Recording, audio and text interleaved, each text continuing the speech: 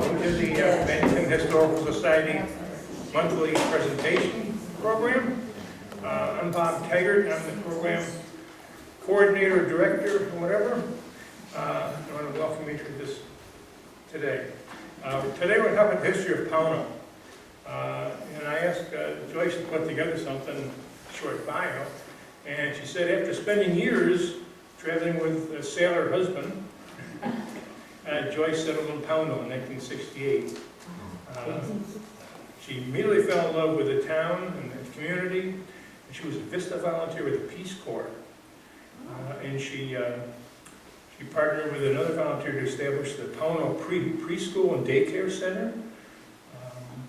And she had a deep appreciation for the stories and knowledge shared by the town's older residents, which made her passionate about bringing history to storytelling, weaving narratives to go beyond mere facts and dates. And she's been on the Pownal Historical Society board for 30 years. You wouldn't guess it by looking at it, but... I started when I was 5. She was 5, maybe 4. But I gotta say, I visited the Pownal Historical Society and kind of discussing the preparation for this presentation, and I was very impressed. It's quite a local society. If you haven't been there, you should stop over. They do all kinds of great things. They have their annual Widow Krieger walk, their witch that was tried and tested in the river and proven innocent, I believe. And they made a movie of this, a documentary film, and it was given a nomination for an Emmy Award. I mean, that's pretty amazing. So that's the kind of stuff they do down there in Pownal. And it's a neat town. They got the oldest house in Vermont, and they do a lot of events. It's a real hidden gem. And I'm going to turn you over to Joyce Held.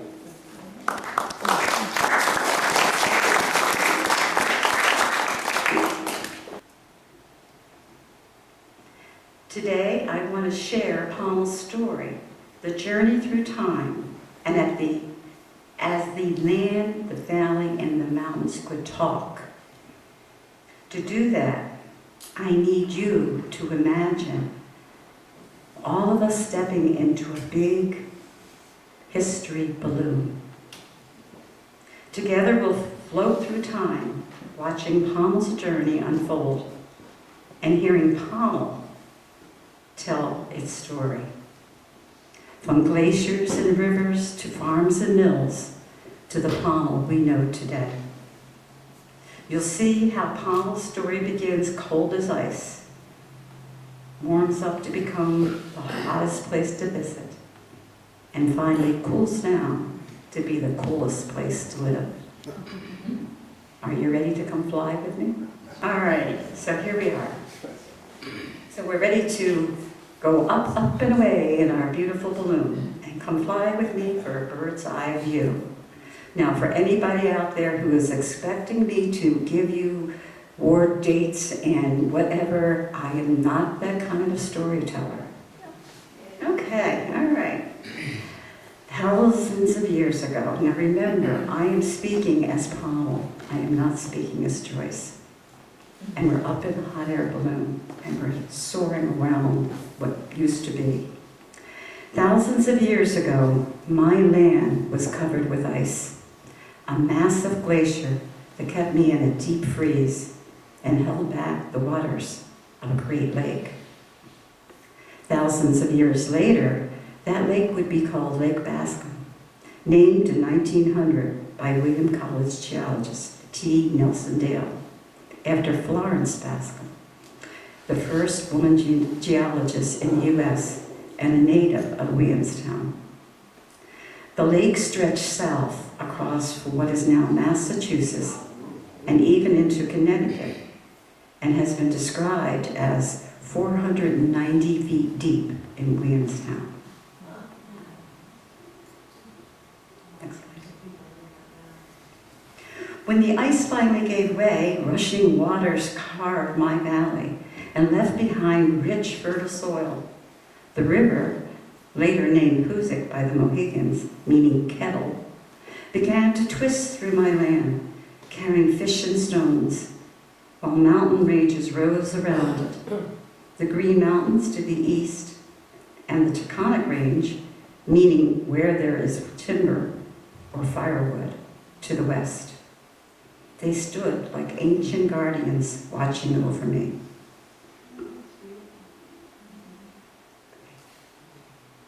By the river, a curious rock formation formed, one that constantly dripped water. Legend says a native tribe once took refuge there, believing they would never lose a battle until rocks wept. But when they saw the water trickling down, they knew their fate was sealed. Soon after, their enemies attacked, and they were all killed. Thus, the rock formation is known as Weeping Rocks. Another oddity was how the waters formed natural basins, still known as the tubs, like great stone soaking tubs carved by time.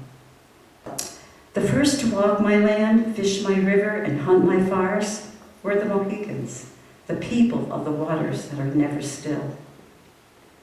For generations, they planted along the Hoosic each spring and returned in the fall to harvest.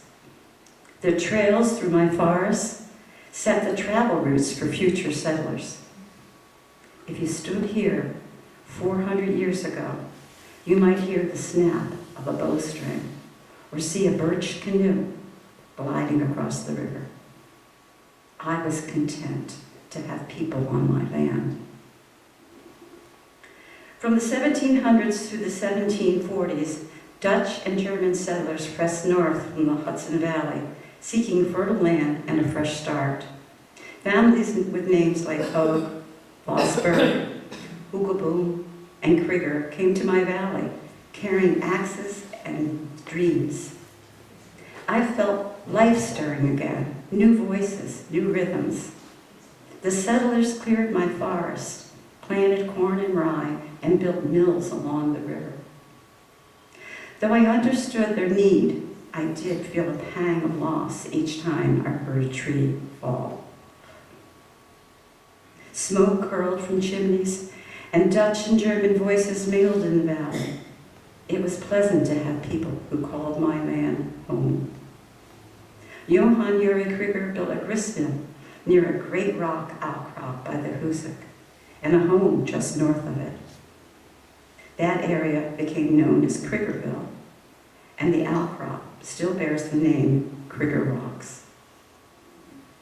Family lore says that the Krieger Bible recorded their alarm upon arriving and finding large bones scattered along the river.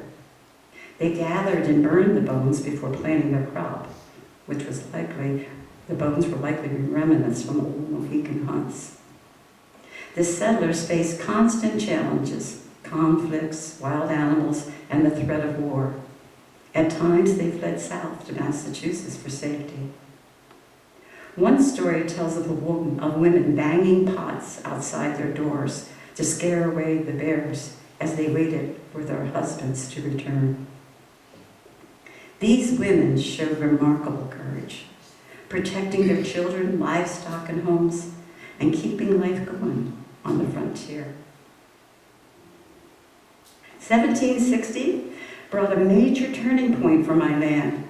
New Hampshire's Governor Benning Wentworth chartered the town of Pownal. I finally had a name, though that name brought me plenty of trouble. For decades, the settlers had farmed and paid rent under the old Dutch manor of Rensselaerwyck. They were stunned when the New Hampshire governor began handing out land grants, not to them, but to newcomers.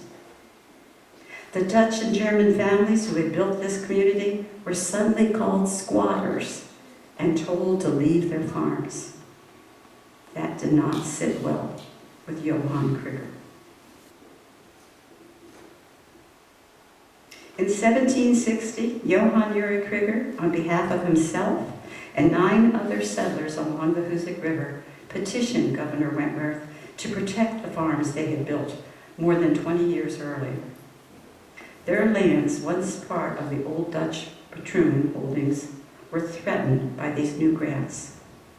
The petitioners pledged loyalty and asked to keep 200 acres each under protection.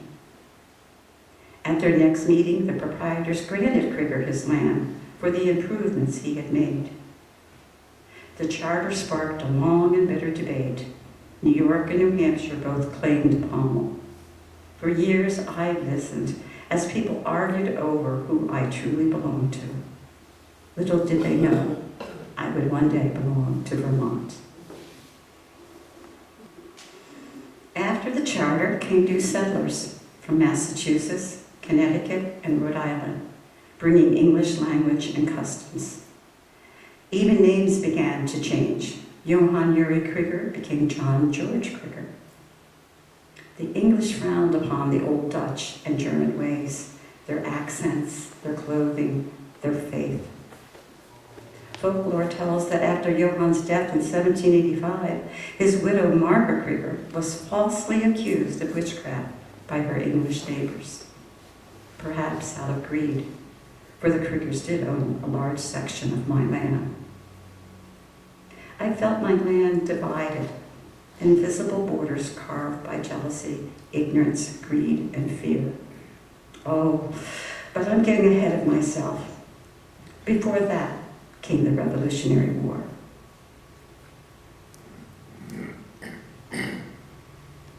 I watched as Pownal's men went off to war, some joining the Green Mountain Boys, some not, leaving their farms to march to Bennington. Women again took charge, tending the fields, livestock, crops, and children, while keeping hope alive. Neighbors turned against neighbors, even brothers against brothers, as sides were chosen. Some soldiers returned, some did not. The Krieger's young son, William, was among the fallen.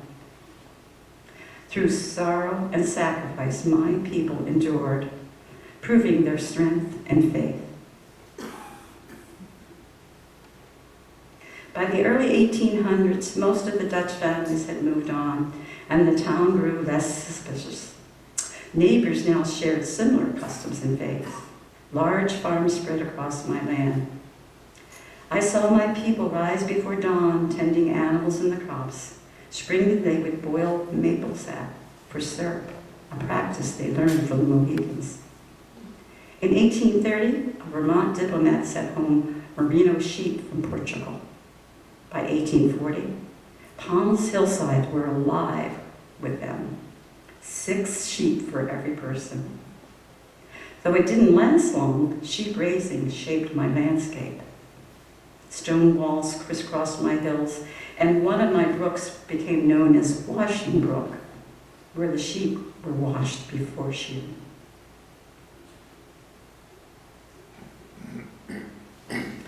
Rough roads and jolting rides, stagecoach had rolled through my town, connecting Pownal to Albany, Troy, and beyond in the early 1800s. Drivers would blow a trumpet at each stop. I think probably to wake up the people in the back. By the 1820s, farmers' wagons filled River Road, hauling produce out and bringing back coal, lamp oil, and other supplies. I could feel the pride and the strength of my people growing.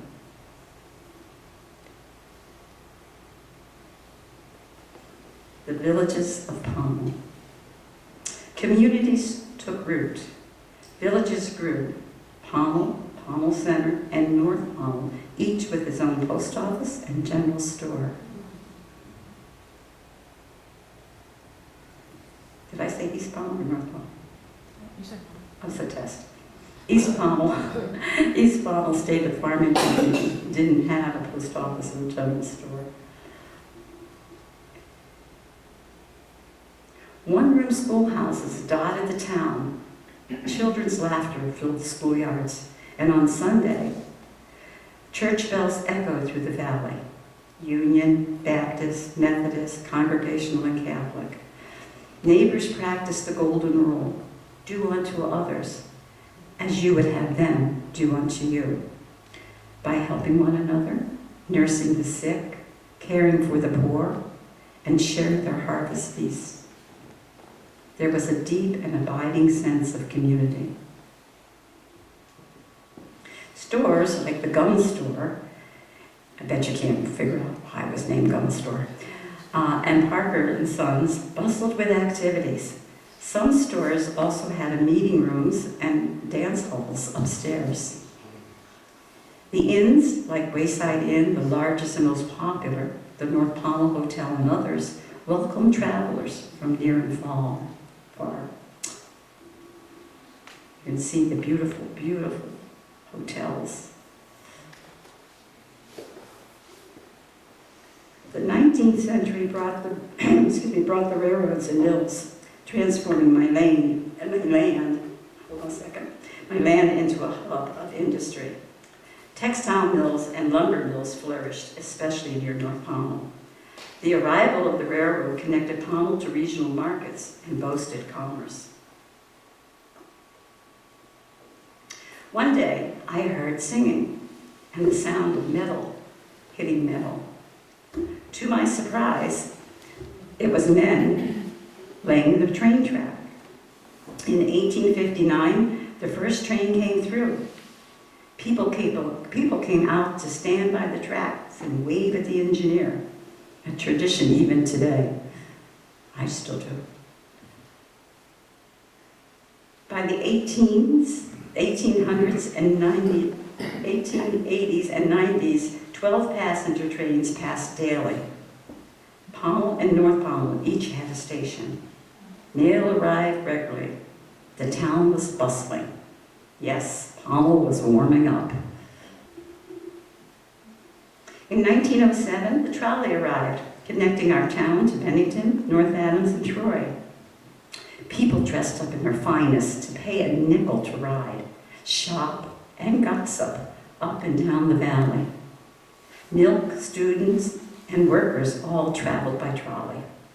The arrival of the automobile slowly took the need for trolleys and so many trains per day away.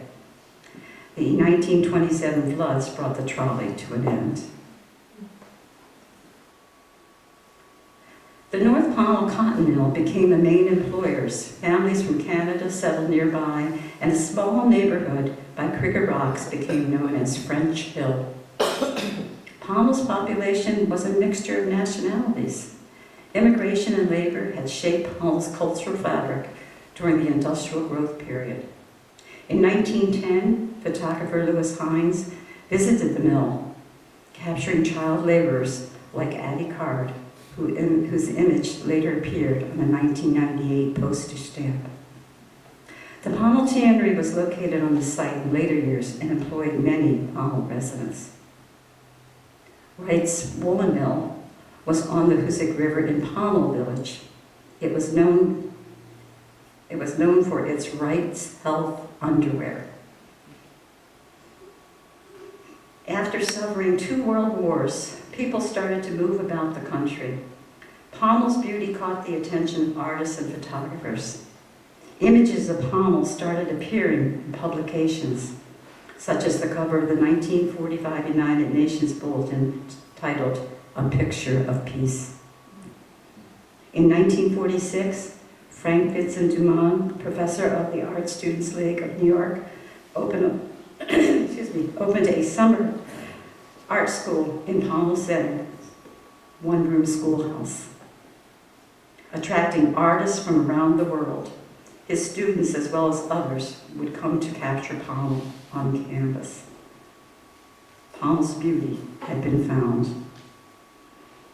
And that one-room schoolhouse, as a side note, was moved a couple of blocks to become part of the new town hall, and the Pownal Historical Society is fortunate enough to have a room in the basement for our history center.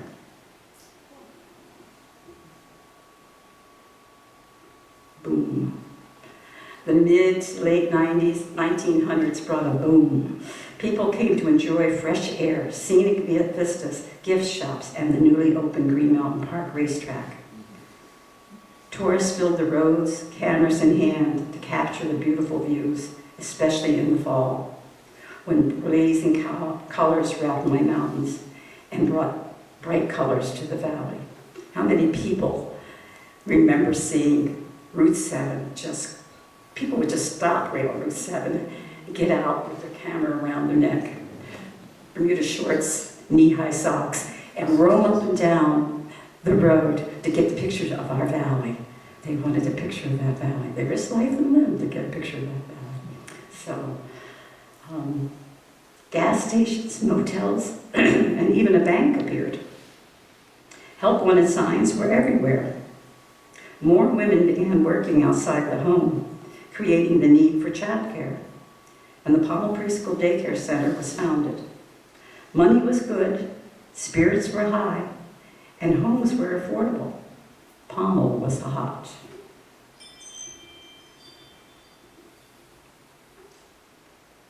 Then came questions. Would Pownal remain a farm town, an industrial town, a commuter town, or just a quiet rural community of its own? Time has answered some of those questions for us. The mills closed, Green Mountain Park shut the doors. Talk of a casino divided the town until the state said no. Agriculture endured, now focused on organic and sustainable farming. After 9/11, sadness settled over me, but my people, ever resilient, carried on. They found work, started cottage businesses, and kept their faith. City people were fearful of what would happen next. They were drawn to Vermont's peace and open space. Then, during COVID-19, people sought refuge in Vermont, buying homes sight unseen, looking for safety and simplicity. More and more non-Vermonters bought homes in Pownal. History seems to repeat itself. Newcomers, some who can't even pronounce my name correctly, with new accents and ways, moving to my town, just like the 1760s. I hope today's people have open hearts and minds as they meet their new neighbors. One thing we can all agree on is Pownal is a cool place to live.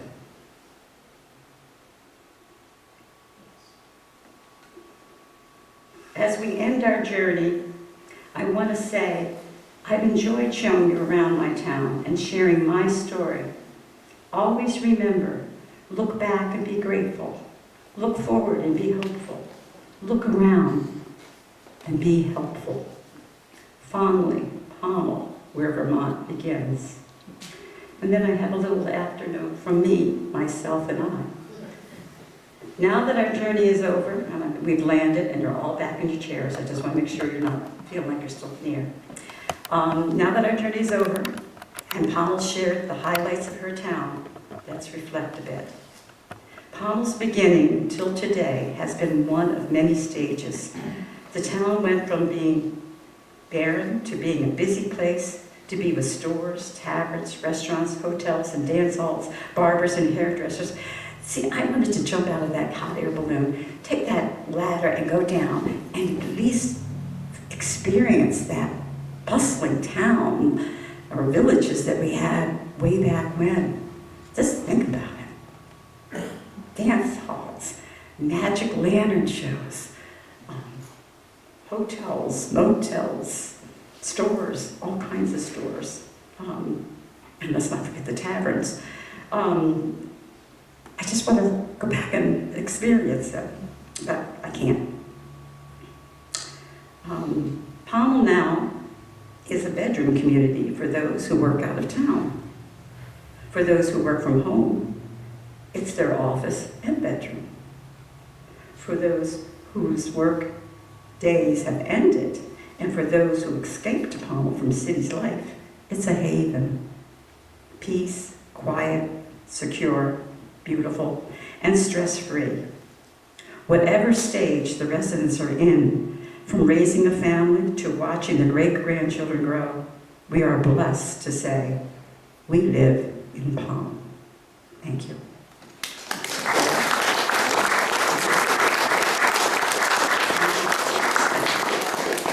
Questions? I've now forgotten. That's okay. Call me at 3 a.m. It's called aging. I'm not quite as old as Pownal, but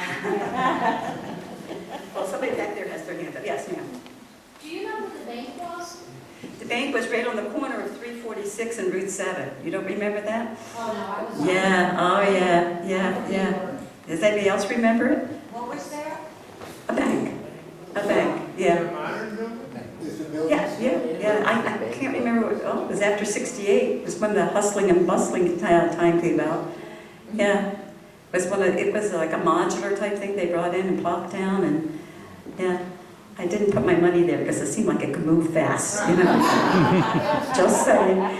So, yeah. So, and then of course, you know, things got tough, and we certainly didn't need a bank.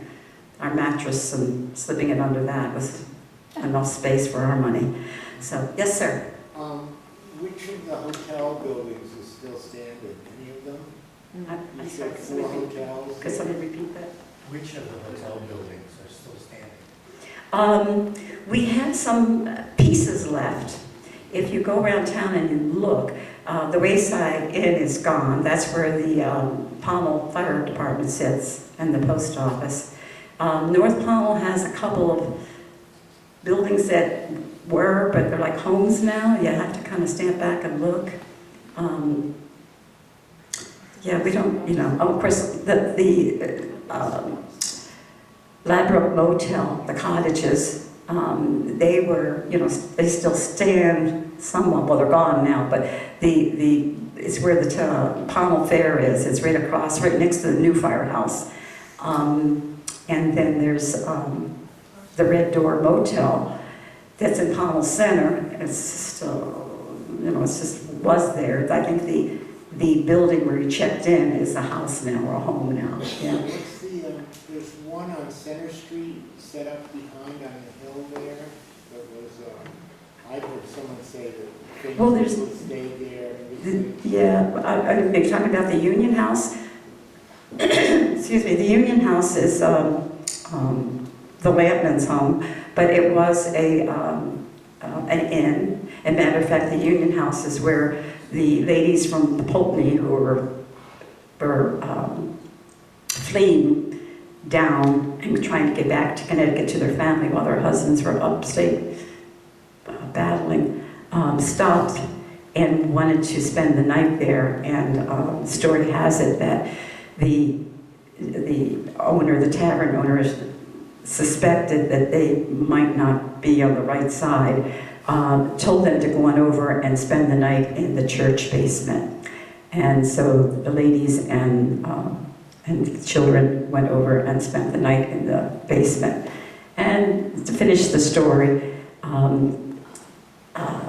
the gentleman tried to come and frighten the ladies by being outside mulling around, but one lady had a gun, and oh boy, those women back there, they had backbone, and she banged the gun on the floor and she yelled out in a deep voice that there are men in here protecting these ladies, so get away for you. And they dispersed. So yeah, there's just so many, but if you look at the building, the Union House, you look at the back, if you come down Center Street, you look at the back, it's all red brick, and that was the tavern. That was the old Dutch tavern back there, so. She didn't remember her question. Anybody else? Yes, sir. Where was the Skyborough Sanitarium? Up on Skyborough Road. Way up top. And I think, oh gosh, what was the name? Where was the Skyborough It was Sanitarium? up on Mason Hill Road. It's up on the Mason Hill side.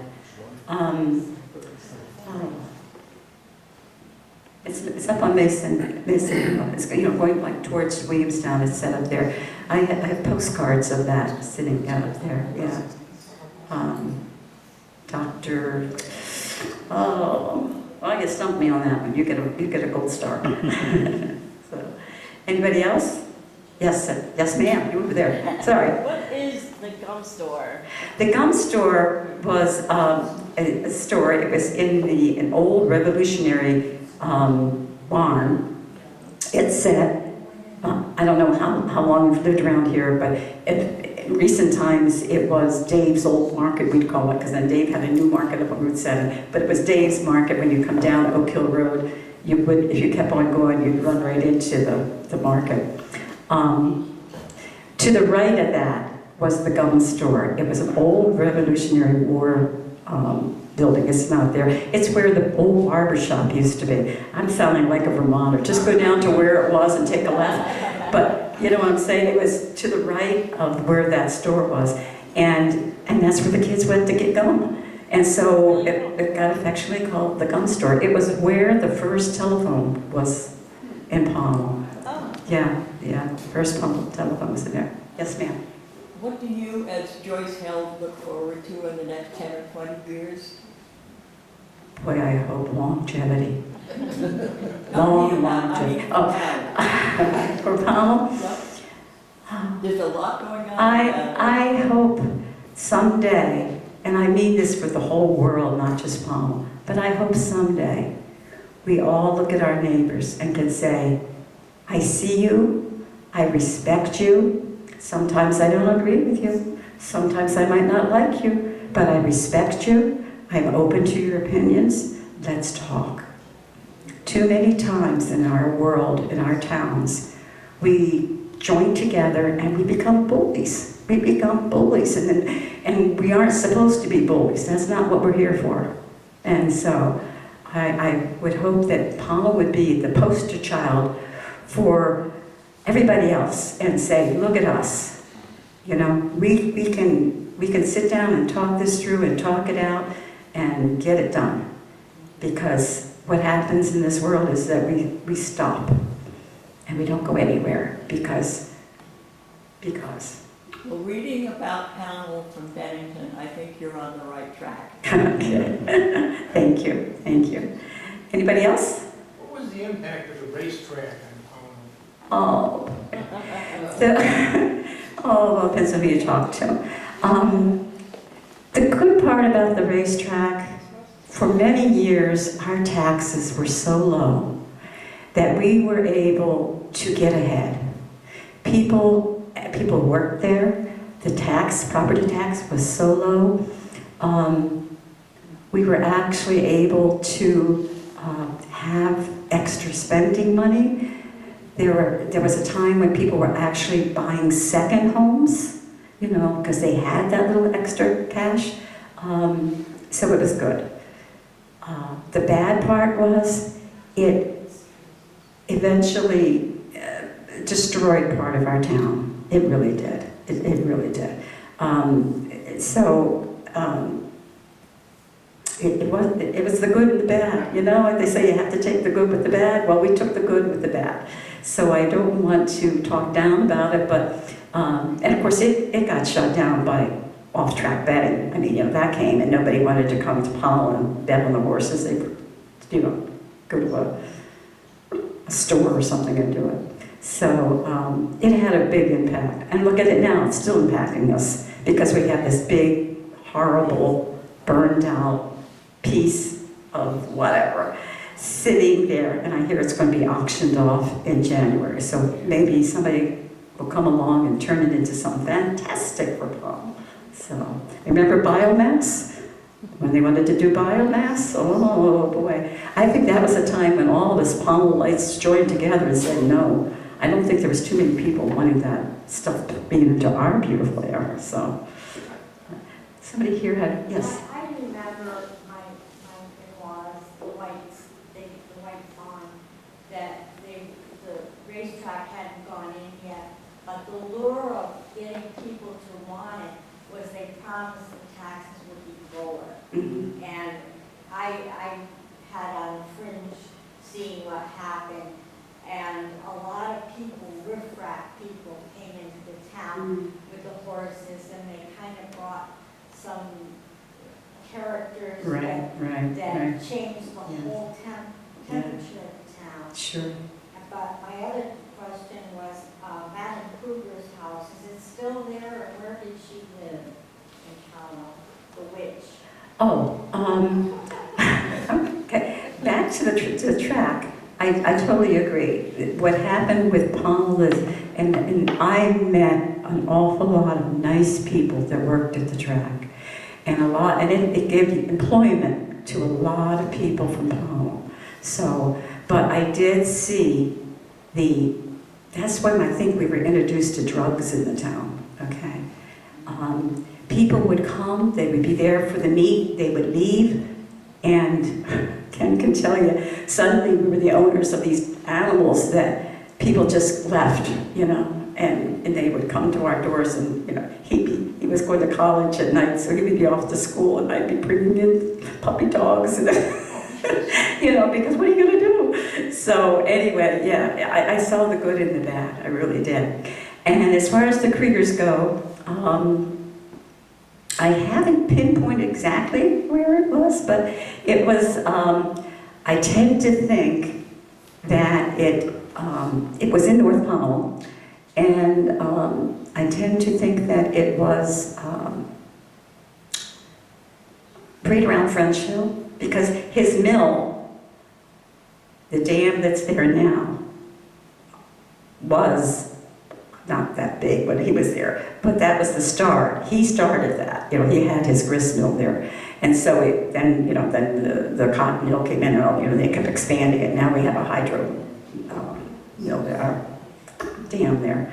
So, so I don't know exactly, but I'm going to find it. I'm definitely going to find it. I will.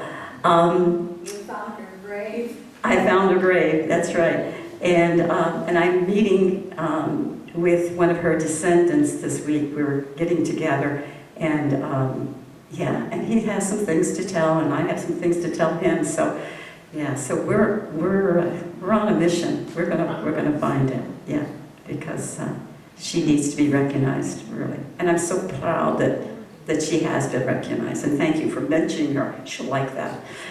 Where is her grave? Pardon me? Where is her grave? She's in Williamstown. Yeah, she's in Williamstown. That's where she was from. That lady had her hand. Oh, there you go. I wanted to say again about the racetrack, that at one point, and I grew up in Connecticut, but have lived up in Bennington since '66, there was a group called the No Dice Coalition, because there was a plot to have a casino there. Yeah. I mean, big deal, and we had a meeting that the governor came down. Mm-hmm. So, you know, that was a development. When he said Not no. good. No, yeah. And we live on Northwest Hill, so we live right over, I mean, if we walk out to the road, we could see the back end of the racetrack. And it, you know, it didn't bother me when you know, you heard, when the dogs got there and you heard, "Here comes Frosty," you know, you hear that. That was fine.